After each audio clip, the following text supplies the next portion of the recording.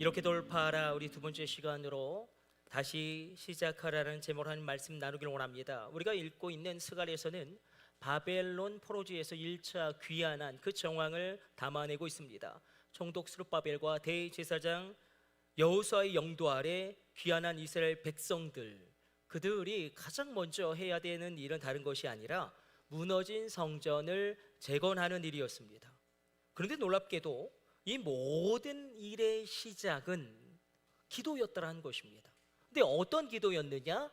어떤 기도였습니까? 누구의 기도 때문입니까? 우리가 다 알 수 있듯이 다니엘이란 한 인물이 예레미야의 말씀을 붙잡고 기도하기 시작합니다.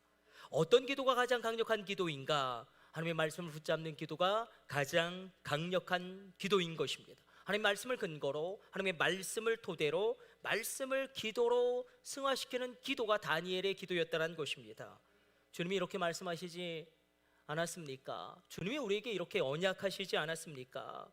70년의 기한이 차면 내가 너희로 거기서 나오게 하고 예루살렘으로 돌아가게 하리라. 그 말씀을 붙잡고 다니엘이 울부짖으며 기도합니다. 주님, 언제까지입니까? 우리가 다 죽게 되었습니다. 우리의 자녀들도 다 죽게 되었습니다.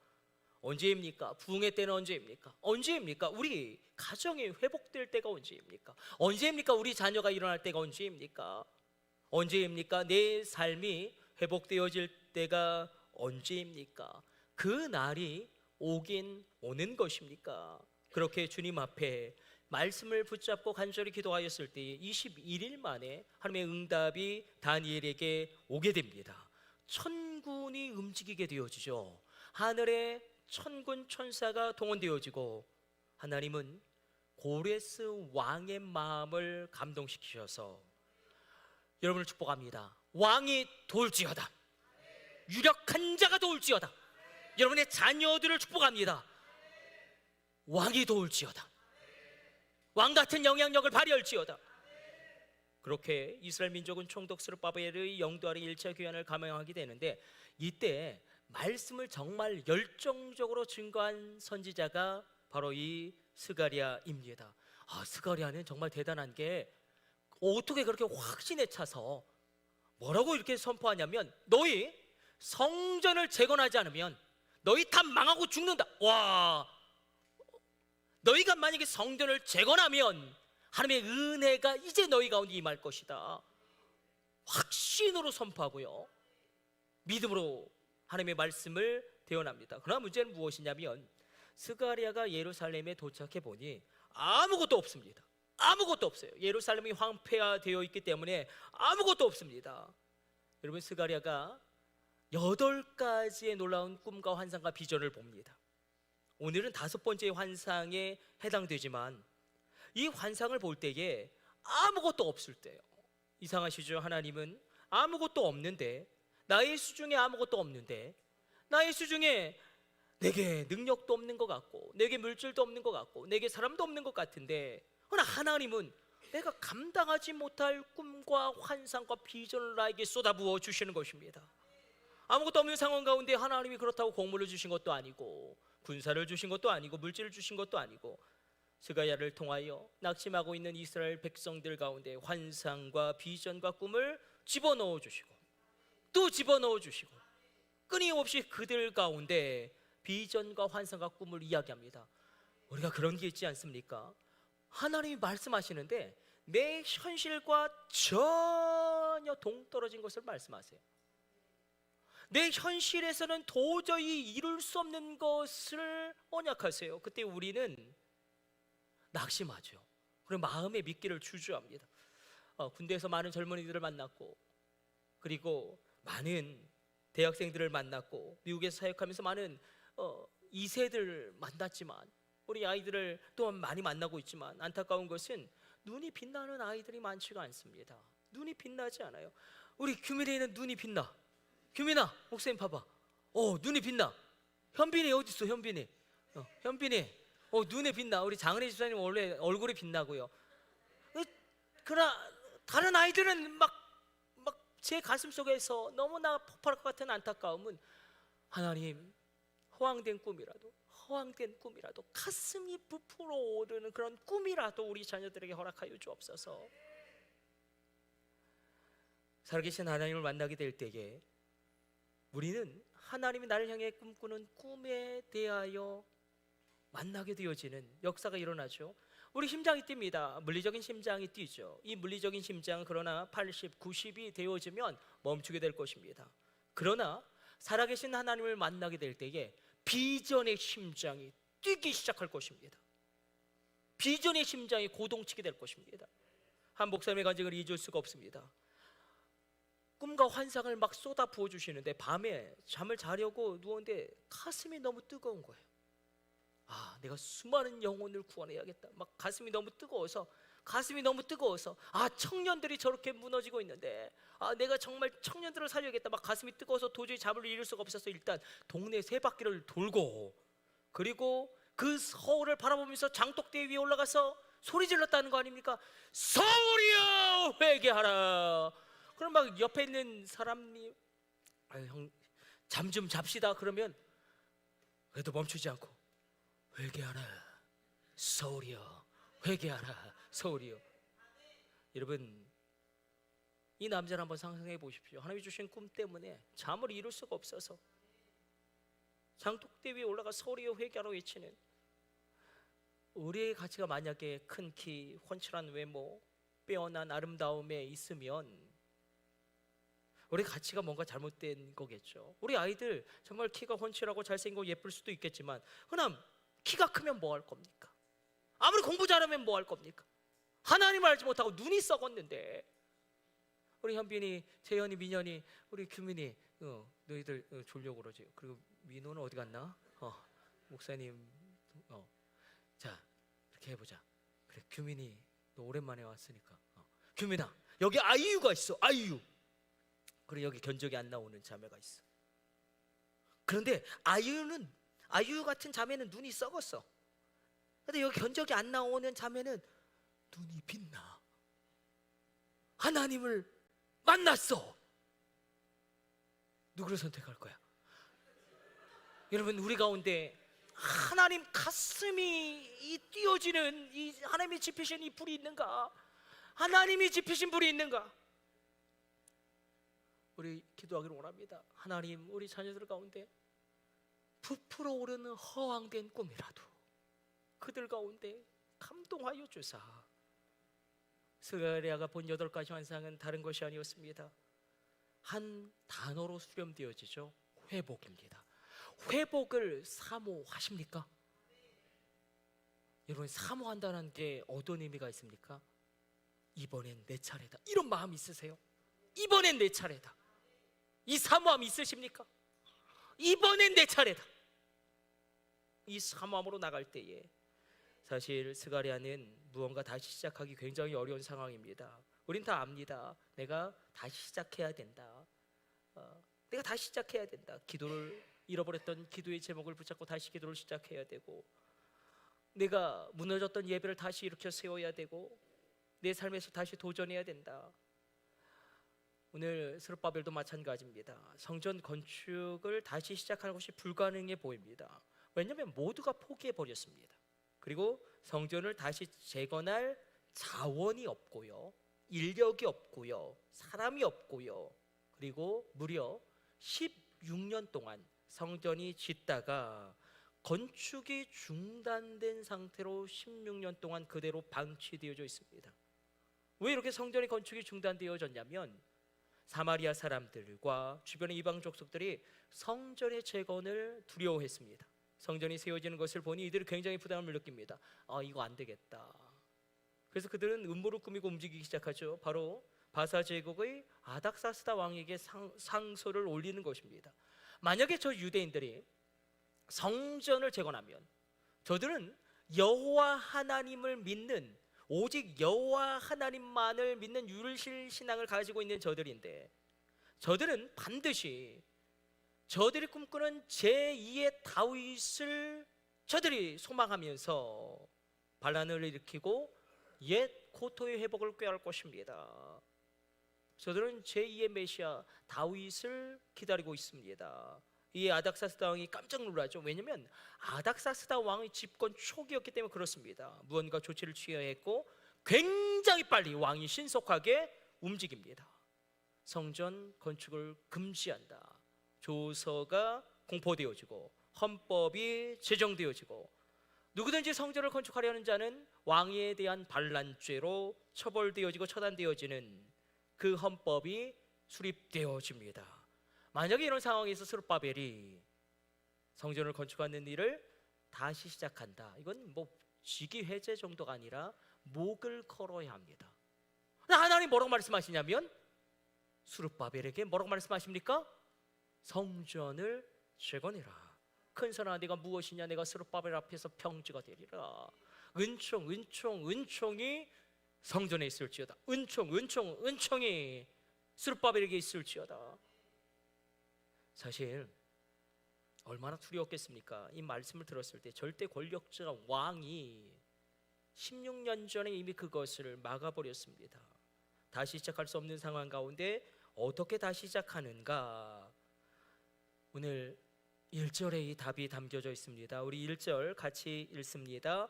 내게 말하던 천사가 다시 와서 나를 깨우니 마치 자는 사람이 깨우임 같더라. 일단 하나님이 이 스가랴를 깨우죠. 이 예배한 시간이 도대체 무엇이라고? 이 예배드리는 이 시간 가운데 나의 영이 깨어나기 시작합니다. 나를 깨우다 할 때 오늘 본문에서 사용된 깨다라는 원어 우르는 두 가지 의미가 있습니다. 물론 잠에서 깨다라는 의미도 있지만, 그러나 그것보다 더 빈번하게 많이 사용되고 있는 용례는 무엇이냐면 영이 깨어나는 것입니다. 나의 심령이 강하게 자극을 받아서 감동되어지므로 어떤 일을 할 수 있도록 내 마음이 깨어나는 것입니다. 성경에는 잠이라는 단어가 등장합니다. 여러 가지 단어가 등장하는데 하나는 좋은 잠이 등장하죠. 여호와께서 그의 사랑하시는 자에게 잠을 주시는도다. 꿀송이 같은 잠을 이야기하지만 그러나 나쁜 잠도 이야기하고 있습니다. 잠언 10장 5절에 대표적으로 등장하고 있죠. 이 라담이라는 성경에 3번 등장하는 이 잠을 자는 사람은 수치를 당하든지 장군 시스라처럼 죽든지 그런 일이 벌어지는데, 잠언 10장 5절로 이렇게 기록되고 있습니다. 여름에 거두는 자는 지혜로운 아들이나 추수 때에 자는 자는 부끄러움을 끼치는 아들이니라. 추수 때에 이렇게 자는 자에게 부끄러움이 온다. 그래서 성경은 영적인 잠을 잘 때에 심각하게 우리가 수치를 당할 수 있음을 경고하고 있습니다. 그래서 우리가 한번 진지하게 나 자신에게 질문을 던져보는 것입니다. 지금 내 영혼이 깨어 있느냐? 아니면 지금 잠자고 있는가? 우리가 영적으로 풍성하고 충만할 때도 있겠지만 우리의 영이 바닥을 칠 때도 왜 없겠습니까? 그럼 오늘 하나님의 말씀으로 말미암아 깨어날지어다. 오늘 의지를 다해서 이 자리에 오신 여러분을 축복합니다. 졸더라도 이 자리에 오셔야 합니다. 누가 알겠습니까? 자다가 갑자기 벌떡 깨가지고 그때 들리는 하나님의 말씀이 내 심령을 꿰뚫는 하나님의 말씀으로 내 운명을 바꾸는 말씀으로 들릴지, 주님의 재림 때나 들을 수 있는 천사장의 나팔 소리 같은 그 말씀으로 내게 들릴지 누가 알겠습니까? 영혼이 깨어 있으면 놀라운 일을 할 수 있기 때문에 이 예배의 자리가 복되고 귀한 것입니다. 그래서 스가랴가 깨어 일어납니다. 그러면 그가 깨어 일어난 이유와 목적은 무엇인가? 다른 것이 아니었어요. 꿈과 환상과 비전을 보기 위해서.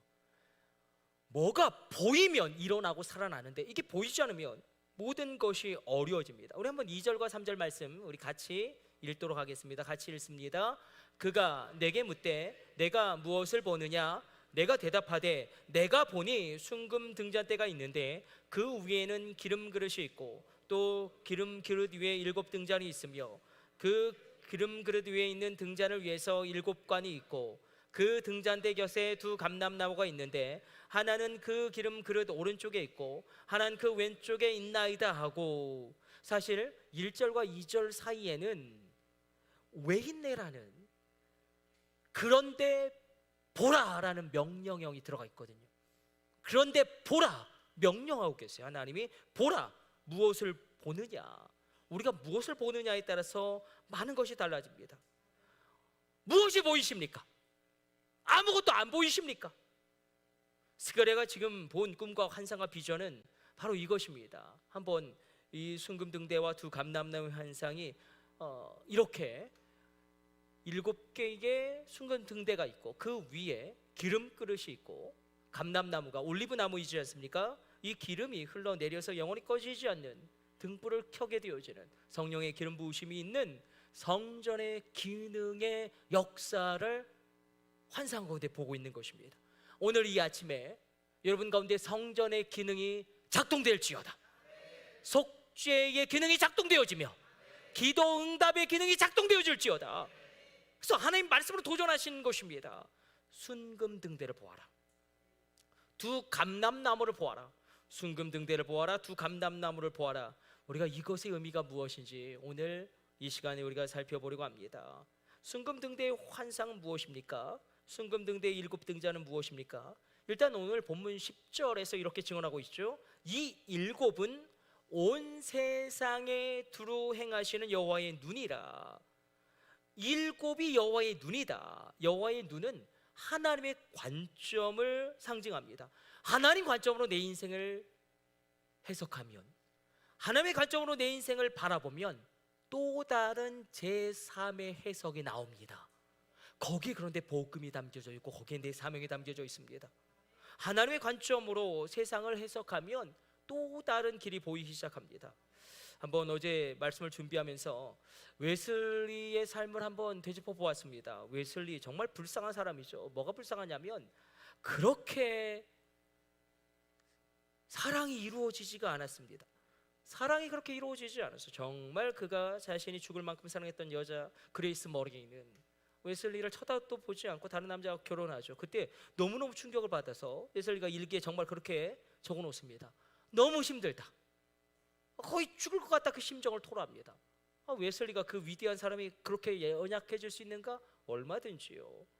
조지아주 선교사로 떠났을 때는 소피아 홉키라는 여인을 만나는데 그러나 또 이 웨슬리가 사랑을 이루지 못하고 이 소피아 홉키가 다른 남자와 결혼합니다.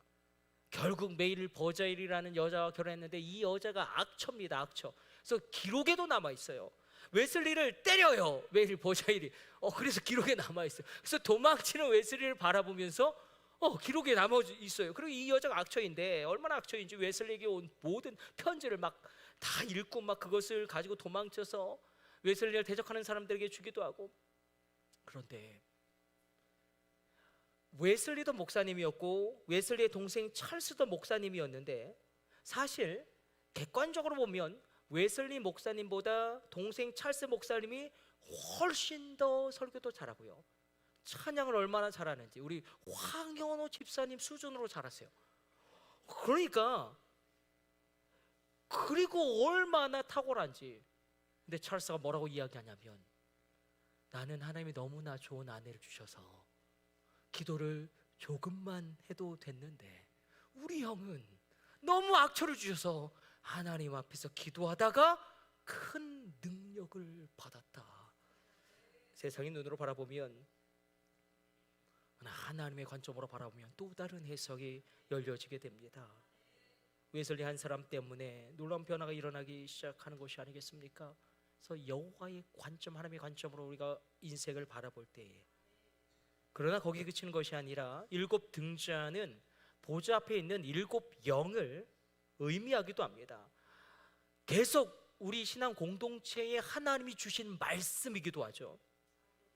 7영, 7등잔 어디 기록되어져 있습니까? 우리 요한계시록 1장 4절 우리 같이 읽어보도록 하겠습니다. 요한은 아시아에 있는 7교회에 편지하노니 이제도 계시고 전에도 계셨고 장차 오실이와 그의 보좌 앞에 있는 7영과. 그래서 오늘 본문은 요한계시록과 연결되어지는데 7등대는 7교회, 주님의 교회를 상징적으로 표현한다면 7등자는 그의 보좌 앞에 있는 7영을 나타내는데, 그럼 7영이 무엇이냐? 7영이 무엇이냐? 우리가 이 7영은 성령 하나님을 나타냅니다. 어디 기록되어 있습니까? 이사야 11장 2절로 이 말씀을 우리에게 하나님이 계속 주시고 계십니다. 우리 같이 읽습니다. 그의 위에 여호와의 영, 곧 지혜와 총명의 영이요 모략과 재능의 영이요 지식과 여호와를 경외하는 영이 강림하시리니, 여기 7 영이 나옵니다. 여호와의 영, 지혜의 영, 총명의 영, 모략의 영, 재능의 영, 지식의 영, 여호와를 경외하는 영. 이것은 성령 하나님의 도우심을 의미합니다. 우리 재현이와 민현이 가운데 지혜와 총명의 영이 임할지어다. 우리 자녀들 가운데 이 지혜와 총명의 영이 임할지어다. 우리 안에 계신 성령 하나님의 도우심을 어떤 학자는 126가지로 찾아냈어요. 그러나 그 깊고 오묘한 성령의 도우심을 그렇게 한정할 수는 없을 것입니다. 그러므로 성령님을 누릴지어다. 여호와 증인이 이야기하는 것처럼 성령님은 시시한 하나님의 에너지 정도가 아니라 내 안에 살아계신 하나님이십니다. 보혜사 파라클레토스, 뜻이 무엇입니까? 나에 대해서 언제나 긍정적으로 바라보세요. 한치 의심 없이 내가 변화될 것이라고 믿으세요.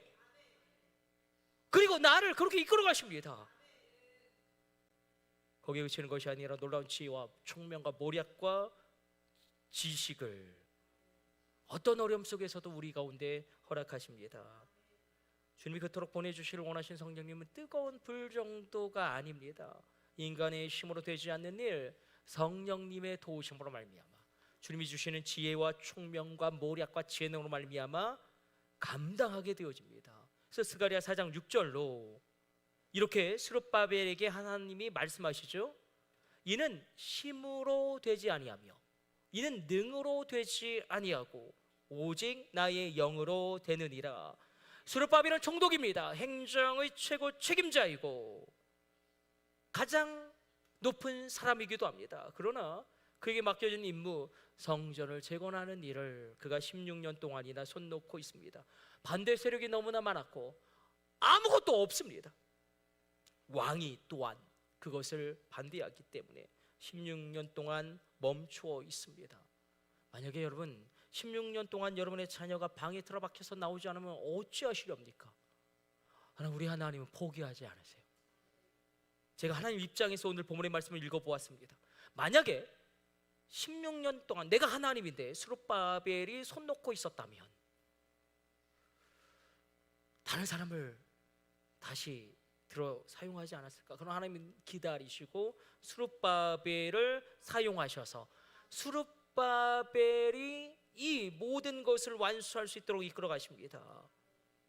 스룹바벨처럼 우리가 하나님께 쓰임 받기를 원합니다. 우리의 자녀들이 쓰임 받기를 원합니다. 이런 한 사람으로 말미암아 일어난 놀라운 변화들 지금도 일어나고 있습니다. 펜실베니아의 미국의 피츠버그라는 도시가 있지 않습니까? 철강 도시였지만 러스트벨트로 쇠락해져서 철강 사업이 몰락함으로 말미암아 녹슨 도시가 되어지고, 그리고 치명적인 어려움 가운데 처했을 때에 새로운 시장이 하나 오게 됩니다. 이 데이비드 로렌스라는 시장이 와서 이 피츠버그에 그러나 세계적인 대학들이 있죠. 뭐 피츠버그 대학교도 명문이고 카네기 멜론도 정말 명문이죠. 그 대학들을 잘 사용해서 2가지 사업에 집중합니다. 하나는 의료 바이오 사업, 하나는 로봇 사업. 그래서 의료 사업과 로봇 바이오 사업이 적중했어요. 그래서 의료 사업 도시가 되고 가장 강력한 로봇 바이오 사업의 메카가 돼서 일례로 피츠버그 대학 병원의 그 직원만 늘어나가지고 지금 87,000명에 육박합니다. 러스트벨트에서 브레인벨트로 탈바꿈된 곳입니다. 여러분, 새로운 시장이 기도할 때에, 한 시장이 무릎 꿇고 기도할 때에 하나님의 지혜와 하나님의 모략과 하나님의 권능이 임한 것입니다. 베트남에서 박항서 감독이 얼마나 활약했습니까?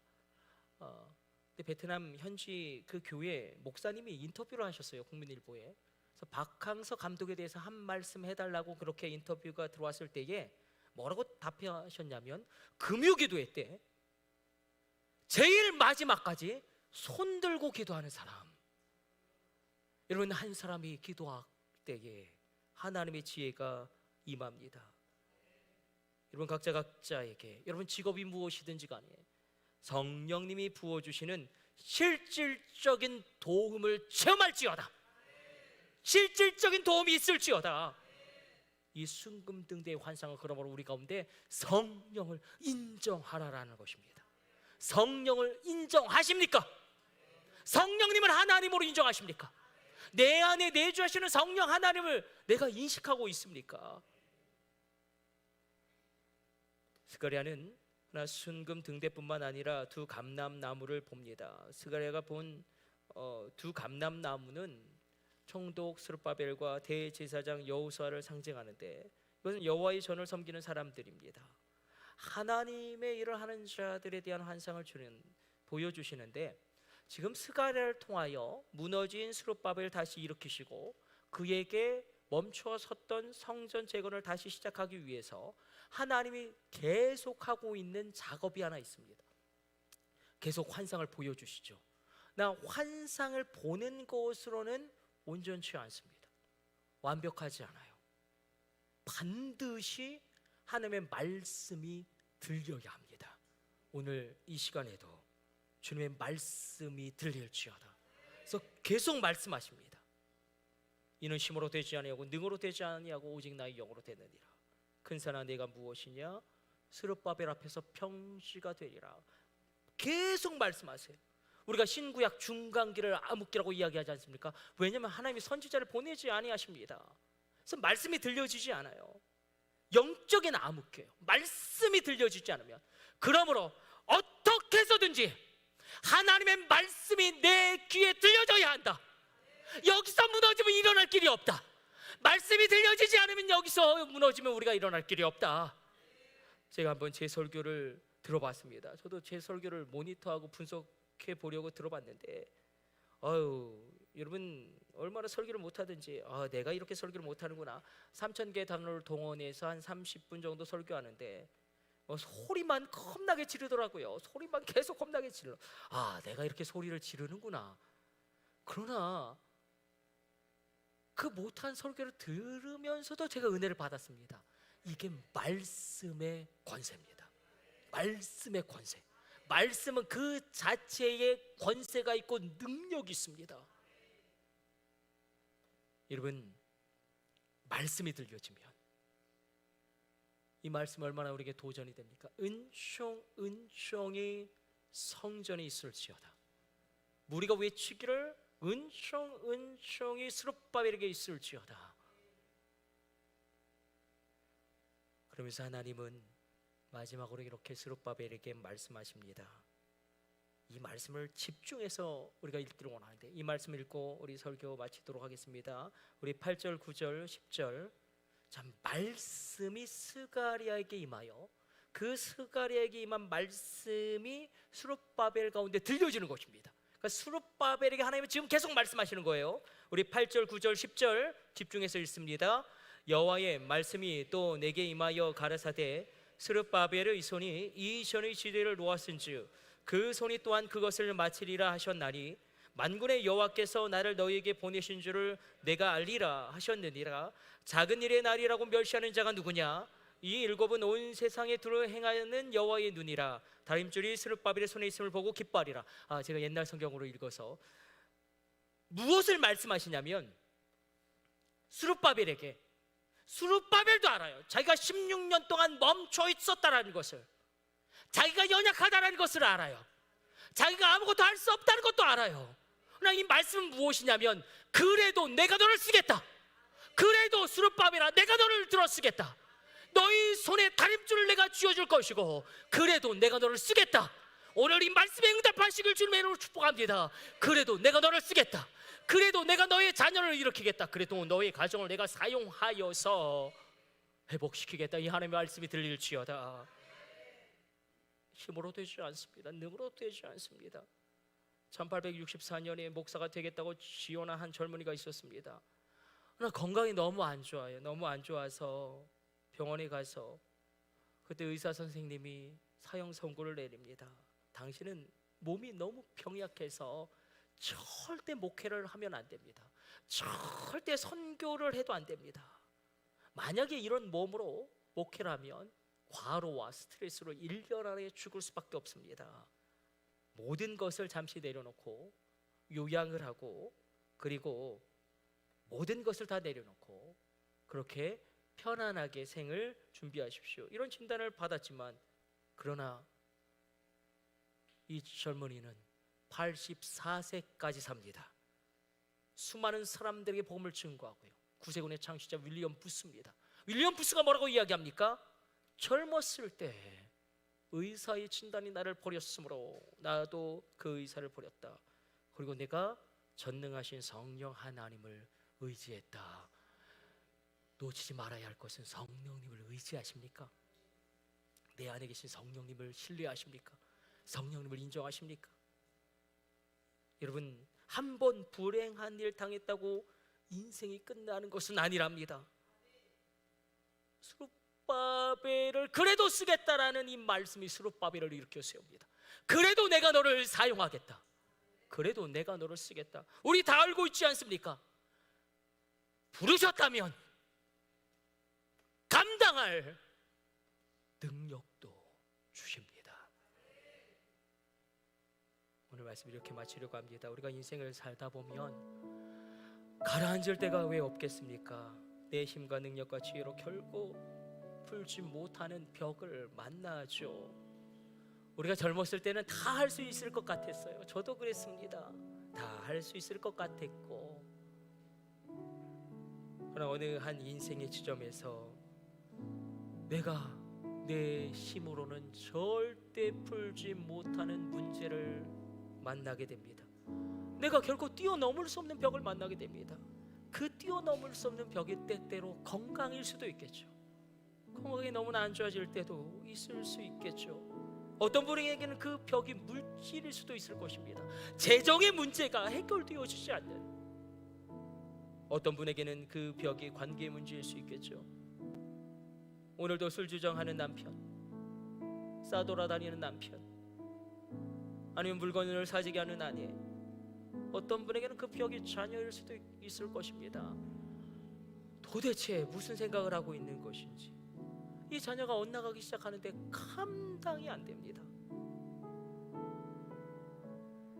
오늘 우리가 읽었던 스가랴 4장 6절을 예수님은 누가복음 18장 27절로 이렇게 재해석해 주십니다. 무릇 사람이 할 수 없는 것을 하나님은 하실 수 있느니라. 이 한 구절의 말씀을 어떤 분은 깨달아 체험하는데 한평생 전체가 걸리기도 합니다. 다른 부분은 저렇게 행복한데 우리 부부는 여기까지인가 보다. 저 사람은 저렇게 멋지게 사는 사람도 있는데 나는 이게 한계인가? 우리 자녀는 도저히 저렇게 그냥 저렇게 있는 것인가? 무릇 사람이 할 수 없는 것을 하나님은 하실 수 있습니다. 무릇 내가 할 수 없는 것을 하나님은 하실 수 있습니다. 스가랴가 부딪힌 벽이 있었습니다. 그것은 아무것도 없습니다. 바벨론 포로지에서 성전을 재건할 사람도 없고 자원도 없습니다. 그때에 하나님 말씀하시죠. 이는 힘으로 되지 아니하고 능으로 되지 아니하고 여호와의 성령으로 되느니라. 큰 산아 내가 무엇이냐? 스룹바벨 앞에서 평지가 되리라. 놀라운 사실은 연약한 나를, 부족한 나를, 무너진 나를 여전히 하나님은 사용하시기를 원하신다는 것입니다. 그래도 내가 너를 쓰겠다는 이 하나님의 말씀에 우리는 어떻게 반응할런지요? 오늘 설교의 결론입니다. 우리가 품어야 될 꿈과 환상과 비전은 그러므로 다른 것이 아니라 주여 나를 쓰소서. 연약해도 사용하시고, 부족해도 나를 사용하시고, 무너져도 나를 사용하셔서 부흥을 이루소서. 내가 할 수 없는 것을 하게 되어지고, 우리 신앙생활의 절정이 그것이 아니겠습니까? 결국 내가 뛰어넘을 수 없는 것을 뛰어넘게 되어진 신앙생활의 절정이 열려지게 하여 주옵소서. 나를 쓰소서. 담대하게 우리가 이렇게 구하며 나갈 때에 할 수 없는 일을 하게 되어진 놀라운 부흥이 일어나며 16년 동안 중단되어진 그 성전이 나 한 사람을 통하여 선한 영향력을 통하여 세워진 은혜가 있게 될 것입니다.